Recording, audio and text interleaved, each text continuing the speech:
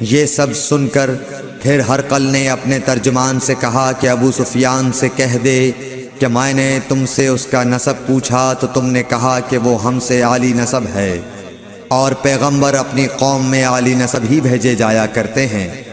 میں نے تم سے پوچھا کہ دعویٰ نبوت کی یہ بات تمہارے اندر اس سے پہلے کسی اور نے بھی کہی تھی، تو تم نے جواب دیا کہ نہیں۔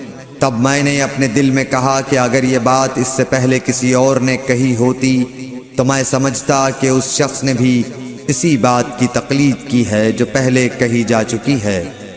میں نے تم سے پوچھا کہ اس کے بڑوں میں کوئی بادشاہ بھی گزرا ہے، تو تم نے کہا کہ نہیں۔ تو میں نے دل میں کہا کہ ان کے بزرگوں میں سے کوئی بادشاہ ہوا ہوگا تو کہہ دوں گا کہ وہ شخص اس بہانے اپنے آباء و اجداد کی بادشاہت اور ان کا ملک دوبارہ حاصل کرنا چاہتا ہے۔ اور میں نے تم سے پوچھا کہ اس بات کے کہنے یعنی پیغمبری کا دعویٰ کرنے سے پہلے تم نے کبھی اس کو دروغ گوئی کا الزام لگایا ہے؟ تم نے کہا کہ نہیں۔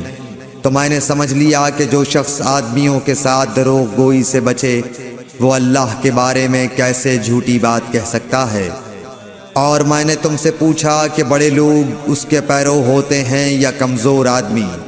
تم نے کہا کمزوروں نے اس کی اتباع کی ہے۔ تو دراصل یہی لوگ پیغمبروں کے متبعین ہوتے ہیں۔ اور میں نے تم سے پوچھا کہ اس کے ساتھی بڑھ رہے ہیں یا کم ہو رہے ہیں؟